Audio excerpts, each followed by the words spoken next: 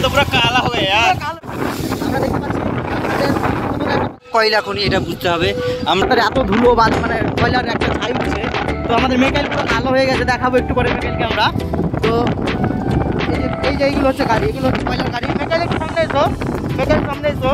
এই যে মেকাইলকে দেখতে পাচ্ছ, মেকাইল কালো হয়ে গেছে পুরো ধলো দেখে। আরে ভাই তো পুরো কালো হয়ে গেছে यार, কালো হয়ে গেছে তো পুরো কালো হয়ে গেছে यार, কালো হয়ে গেছে, জামা টামা সব কালো হয়ে গেছে কয়লা খাদানে এসে পুরো হেড ছাড়ো।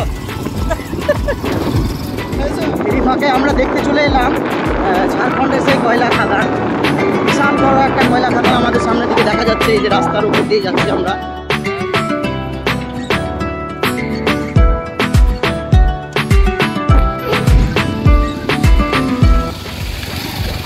ঝাড়খণ্ডের খাদান আমরা দেখতে পাচ্ছি। এত সুন্দর জায়গা একটা চলে এসেছি আমরা একবারে ঝাড়খণ্ডের খাদানের। এটা একটা অপোজিট দিক, যেখানে মাইনিং করা হয়, যেখানে এখানে ব্লাস্ট করে পাথরকে ভাঙানো হয়। এই জায়গাটাতে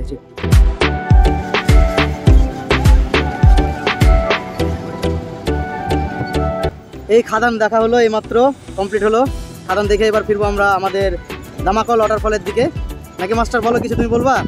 হ্যাঁ অবশ্যই অবশ্যই, এখানে কয়লার স্তূপ আমরা দেখতে পাচ্ছি। খাদান মানে ব্যাপারটা বুঝতেই পারছো, খাদান সিনেমা আর সেই জসের কি সিনেমা গো, কেজিএফ এর কথা মনে পড়ে যাচ্ছে। যাই হোক, জায়গাটা খুব সুন্দর, ভালো লাগলো। কিন্তু কয়লা খনি এটা বুঝতে হবে।